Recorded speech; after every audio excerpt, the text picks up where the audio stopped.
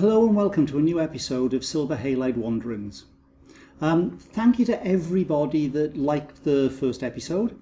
The feedback has been very good and I thank you for that, and that's encouraged me to continue this series of little explorations of the why of my photography rather than the what I use or the deep technical aspect of it. So thank you very, very much for everybody who liked and the people that have subscribed as well. Hopefully you will enjoy this episode.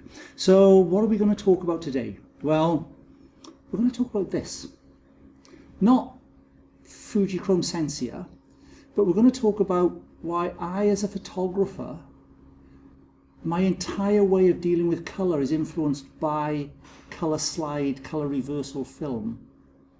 How using slide film affects not only what I do with one of these, and this is the Rollei SL35 that I talked about last week, but also very, very much influences the way that I use one of these. This is my Fuji X Pro 2, lovely little digital camera. I really enjoy using it, but I use it very, very much as a slide film photographer, as a slide color photographer. And that's a historic and an emotional reason.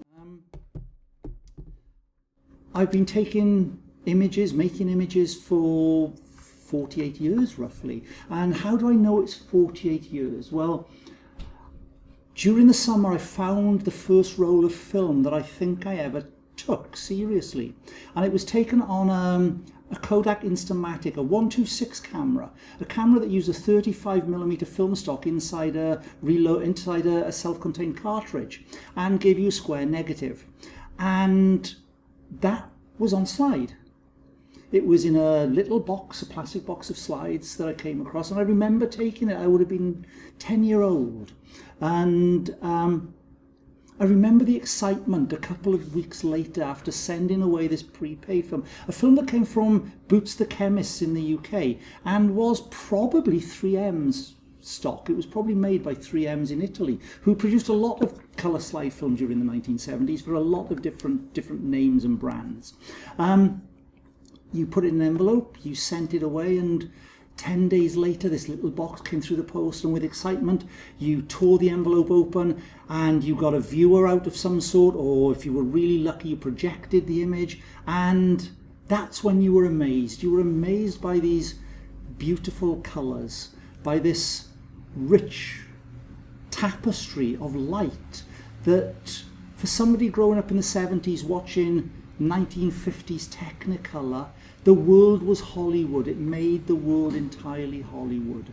And that's carried through in the way that I deal with colour as a photographer. So that's what we're going to look at today. That's what we're going to explore a little bit.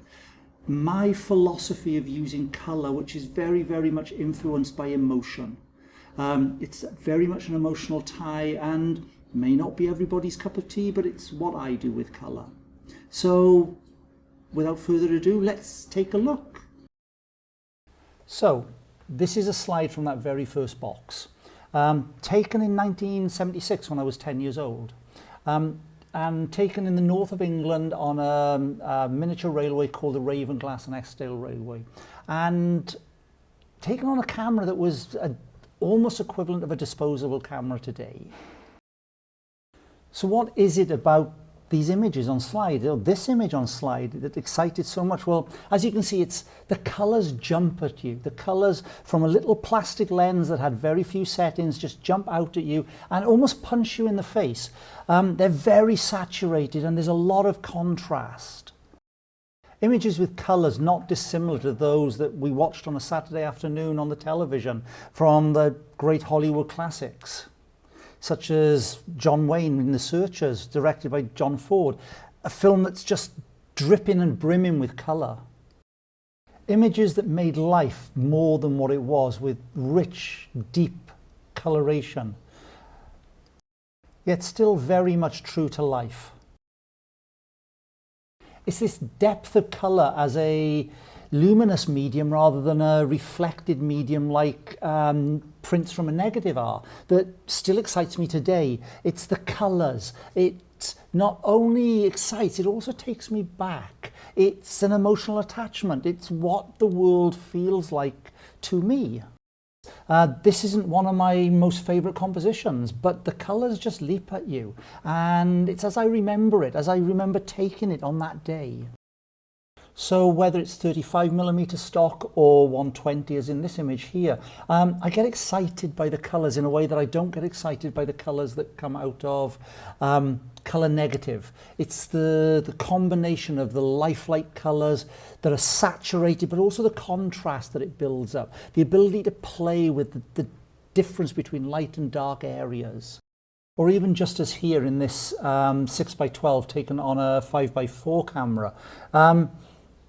The luminosity, the light, the values of it, the tonalities, things that negative film just doesn't ever seem to do justice to me anyway.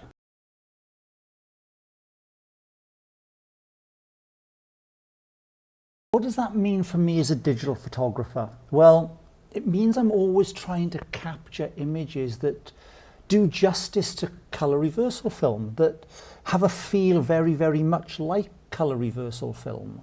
So here we have an image admittedly an image from quite a while ago, from a Pentax SD from what, 2004? And it's a nice image, the colours are nice, but they always felt like they were letting me down somehow, or I was letting the image down. They just were never quite right without a lot of work post-processing in Photoshop, Lightroom, whatever. Changes of cameras didn't seem to help. This is a lovely image taken on on one of the first Olympus digital pens, but it always felt lacking, always felt like there could be more. And the answer when it came was almost blindingly obvious. The introduction of the Fuji X range. Starting off with, for myself, in about 2013 with the XE1. I now use an X Pro 2, and for me it's a wonderful camera. And not Fuji's film simulations per se. A lot of those images you've seen were taken on Velvia. And so what is it that I've actually done? Well, I started thinking about what I do with film, particularly Velvia, which is a film stock I've used for the last 20 years almost. And one of the automatic things with Velvia is that I always underexpose it by about a third of a stop. I narrow the dynamic range within it. And that got me to thinking about, okay, so there's a Velvia simulation in here, but it was never itself quite right. So again, I played around with it, and let's see if I can get this to work. I apologize about the setup here. And as you can see, Velvia is set as a simulation, but I use a very limited dynamic range, a little bit of weak grain effect, because obviously Velvia film has dye within it. I set a custom white balance, which is set in kelvins, and generally it's set at about 5300K rather than the common 5000K that an average white balance tries to achieve. Highlight tones are altered. So what I've done is I've taken a almost my own recipe. I've almost created my own recipe. So what I've done is taken a film simulation straight from Fuji's own repertoire and then tweaked it and played with it until I felt I had something that was much more like what I wanted. And I don't only just use Velvia, I also use the Chrome simulation, and I tweak that a little bit, and that one I push towards a feeling of Kodachrome, because there's a different gamut for both of them. But for me, as a film photographer at heart, somebody who plays with film and really loves playing with film, colour is very, very much sat in the age of chrome film. And I hope, and I feel now much more comfortable using digital than maybe I did 15 years ago when I started using digital. It now feels much more like what I want it to feel like. I approach digital as a slide photographer and make no apologies for that. It's part of me, and it adds to my enjoyment of this medium.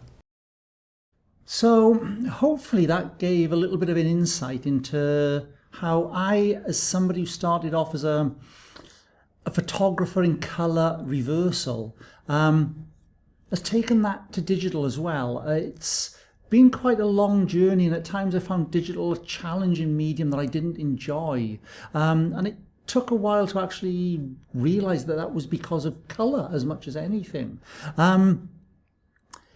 Hopefully there was something in there for you to enjoy. If you liked it, please press the like button below. Consider subscribing. I'm going to try and do a video every week and a half at the longest, and hopefully the next one will be again my viewpoint on something that's personal and emotional and very important to me as a photographer. So if you've got this far, thank you for watching.